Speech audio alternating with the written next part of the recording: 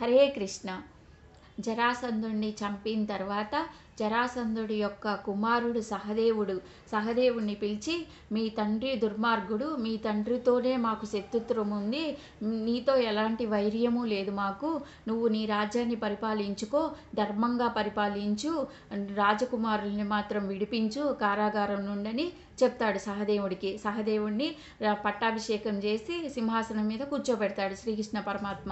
అప్పుడు రాజ్యంలో ఉన్న రాజకుమారులందరినీ విడిపించి తీసుకున్న రాజకుమారులందరూ శ్రీకృష్ణ పరమాత్మకి వజ్రాలు, వైడూర్యాలు, చాలా రత్నరాశులన్నీ ఇస్తారు.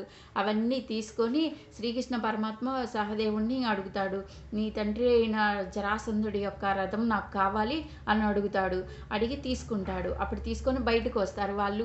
భీముడికి అర్జునుడికి చెప్తాడు, ఈ రథం యొక్క గొప్పతనం తెలుసా, ఇది ఈ రథం మీద కూర్చొని యుద్ధం చేస్తే దేవేంద్రుడు తారకాసుడిని చంపడానికి ఈ రథాన్ని వాడాడు, యుద్ధం జయించాడు. తర్వాత వసుదేవుడు వాడాడు. తర్వాత జరాసంధుడి యొక్క తండ్రి కూడా ఈ రథం మీద కూర్చొని యుద్ధం చేశాడు. ఈ రథం చాలా గొప్పదని ఆ రథం మీద ఎక్కి అప్పుడు మనసులో గరుత్మంతుడిని తలుచుకొని రథసారథిగా పిలుచుకొని ఇంద్రప్రస్థానానికి వెళ్ళిపోతారు.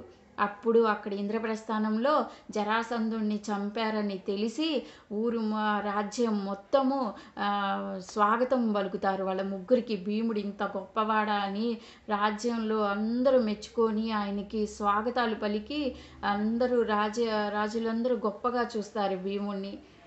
జరాసంధుడి వధ అంతటితో అయిపోతుంది. హరే కృష్ణ.